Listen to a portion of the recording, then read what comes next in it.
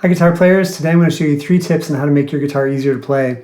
And if you're serious about fingerstyle guitar, you know you have to practice a lot, and this can lead to problems with the fingertips or the tendons in your wrist. So the first tip is tune your guitar down. This guitar here is tuned down a full step, and what this does is it reduces string tension. And so if I put my capo on the 2nd fret, it sounds like it's in standard tuning, except it's a lot easier to push down the strings. So that's very helpful. The second tip is actually use extra light strings. These strings I'm using right here are 10 to 47s, and that's very light, and it just makes the guitar really easy to work with. You know, you can play quicker, you can practice longer. The one downside is that it reduces the acoustic volume coming out of your guitar, and that can be a problem if you're doing a lot of, like if you're going to bluegrass jams or something where you're really relying on your guitar to put out a lot of volume without being plugged in. That can be a problem. But if you're plugging in or you're just practicing in your house, then you probably don't need so much volume and you're okay. But I highly recommend trying the lighter strings because they increase the playability so dramatically. Okay, so the other thing you can do to make your guitar easier to play is actually a truss rod adjustment. And so I should explain that there's always this tug of war happening with your guitar. It's a battle of tension. Your strings are trying to pull, they're always pulling the neck, this way, and that means forward. And so, if they had their way, they would just bend the neck forward, which would make your strings farther away from the fretboard. And the farther your strings are from the fretboard, the harder they are to push down. But guitar makers, to counteract this, they put a metal rod in the back of your guitar neck here. And that can be tightened or loosened to adjust the tension here. So it pulls back against the strings. And the great thing is here, if your strings are too far from the fretboard and it's hard to push them down, you can tighten this truss rod, and tightening it will pull your neck back to where they're lower again.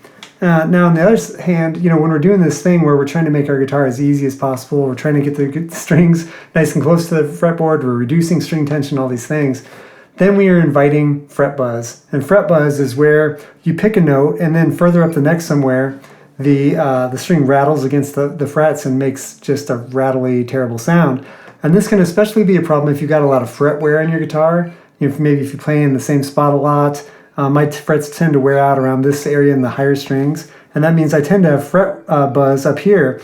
And but hopefully that's not going to be too much of a problem. But if it is, though, what you need to do is adjust your truss rod. So the way to do that is there's usually one of 2 points where you can access it. On most guitars, it's right inside the sound hole here. And on some guitars, it's actually up in the head. There will be a little plate, like on Taylor guitars, they'll have a little plate up here. You can unscrew that, and then you'll see the end of the truss rod. And on most guitars, you can just use a Allen wrench like this one. A lot of times the guitar will come with that, and you can stick that in the sound hole here and adjust it.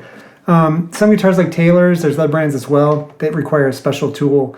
And you may need to either go to your guitar store and purchase or order one of those, or you can order one online as well.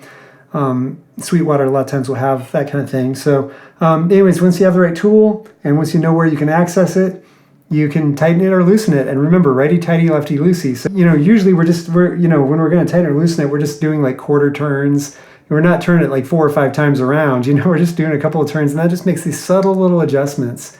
And so the way you do this is, maybe you do a quarter turn, and then you go find your fret buzz area, and you just... See there, I'm hearing a little bit of it, and so I might let my neck out just a little bit. Another tip here on when you're testing for fret buzz, play as loud as you're going to play, but not louder than you'll ever play. You know what I mean? Because one thing for me, and most of the stuff that I play is pretty soft on the guitar. So if I pick real hard, I might find fret buzz I'll never encounter when I'm actually picking a song, because I finger pick pretty softly. So, but you don't want to pick real soft while you're checking for fret buzz, and then like later when you're playing, play harder, and you end up with fret buzz surprising you. So that won't be a good thing. I'm going to give you a couple of bonus tips now on how to purchase the right guitar or find the right guitar for you that will make your guitar easier to play. Because these things I've showed you can change on any guitar. But these other tips are things that are just, you can't change. They're just, the way the guitar is built. So one thing to watch for is the distance that the strings are, kind of the width of the nut here. And, on some guitars it's a little bit narrower, some it's a little bit wider. And if I find when this nut is a little bit wider here, when this is a little bit wider, then that makes the strings just a little bit farther apart, which means I can get my big fingers in there easier without having such a problem with muting strings. this guitar here has a really great distance for me. And I think for a lot of players, you know, this guitar would be really set up really well here in the distance to be able to play without muting strings. So that's really helpful. Another thing is you can look for the width of the neck. Some guitars, you know, I mean, and of course the difference is, you know, some guitars might have an 1/8 of an inch or 1/4 of an inch thicker neck, but even little distances like that can make the guitar feel a lot easier or a lot harder to work with. This guitar has a nice thin neck, and it just means, especially if you're going to use your thumb around the top, which I do sometimes, but even then, it just gives a nice light feel where it just feels like you're gliding up and down the neck. So watch for that. And then, you know, some brands are just like made with more intentionality about being easier to play for fingerstyle guitar. This guitar I'm playing right now, this is my favorite guitar. It's a Zager guitar, and they come adjusted really well. And just some of these little subtle things that they do are really great for fingerstyle guitar players, and just making it so, you know, I can play this guitar longer than I can practice any other guitar.